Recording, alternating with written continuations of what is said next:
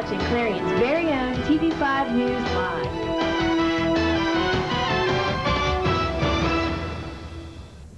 This morning was a relief for many with sunny skies and warm temperatures.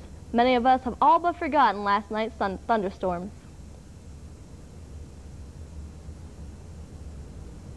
Morning. Thunder rocks the sky as lightning lit it up.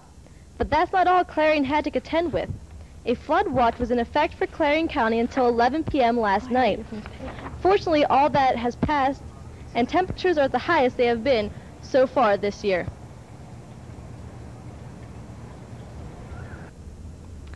Kelly Martin is not in today, so I will be filling in for the weather. So let's take a look at the maps.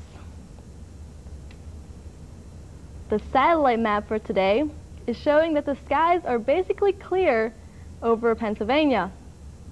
Actually, the whole northeastern territory doesn't seem to have any cloud coverage at all. It looks as tough Mother Nature is finally letting spring happen in the northeast.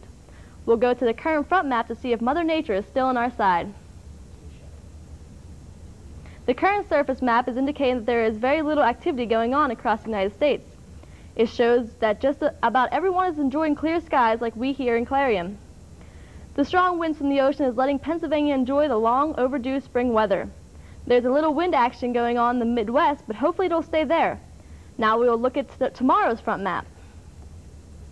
Tomorrow's front map is predicting the rain showers are likely to hit the Clarion area sometime during the day tomorrow. If the wind begins to push the rain east, then Clarion will be rained on all day tomorrow. If the rain comes to us, that may result in cooler temperatures from the wind. We will go to the 5-day forecast to see if the rain and cooler temperatures are headed our way.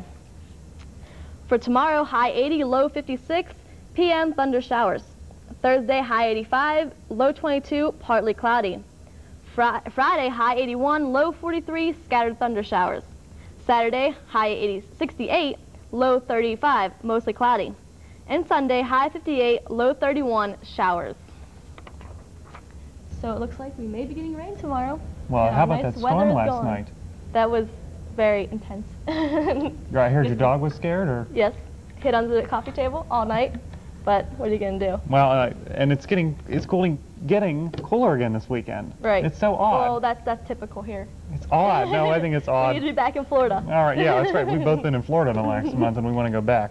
But actually, moving a little closer to Florida in this story, the big game lottery jackpot is growing, and the lines at ticket counters keep getting longer. The jackpot now stands at $325 million, the second largest prize in the game's history. And as Sean Caleb's reports, big game fever is setting in for tonight's drawing.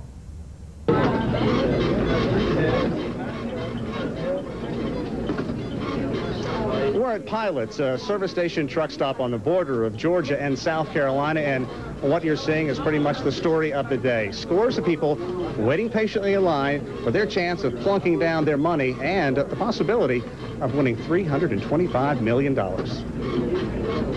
82754. In 7 states, legions are lining up, hoping and praying they have the 6 numbers that will add up to $325 million. That's the staggering payoff of the big game lottery. A chance to be elevated from a working stiff to the filthy rich. 325 million. Don't have to work. Quit. I'd buy me a golf course and a bunch of four-wheelers. The big game states, New Jersey, Michigan, Illinois, Maryland, Virginia, Massachusetts, and Georgia, have had 18 consecutive drawings without a winner. Now the odds of winning are 1 in 76 million. In other words, there's a better chance the Earth will be destroyed by a meteor than you selecting the right combination. Still, they come to places like Mildred's in Augusta, Georgia.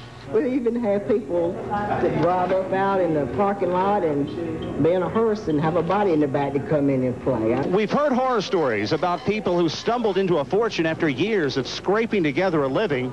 The Georgia Lottery president says if you're the big winner, be aware and be prepared. We certainly recommend that you get someone you trust who's either a lawyer or a financial advisor who can help you through what's the best way to deal with a very, very large sum of money. Now, some lottery officials are offering words of caution, telling people don't spend more than you can. But if the buying frenzy continues at this pace, we could set a new record for a one-time payout, more than $360 million. in Augusta, Georgia. I'm Sean Calebs. Now back to you. Sometime in 2004, Barbara Morgan will make the transformation from elementary school teacher to star pupil. She was runner-up in the competition that placed teacher Krista McAuliffe aboard the Doom Shuttle Challenger in 1986. Now Morgan sets out to complete the mission. She will be strapped into the space shuttle and rocketed into the International Space Station as the first teacher in space. Morgan is a former third-grade teacher from McCall, Idaho. She now lives in Houston, where she has trained and worked at the Johnson Space Center since 1998. Up next, Matt Ness is in with tonight's sports. But first, here's a look at tonight's Pennsylvania lottery numbers. Hope you're a winner.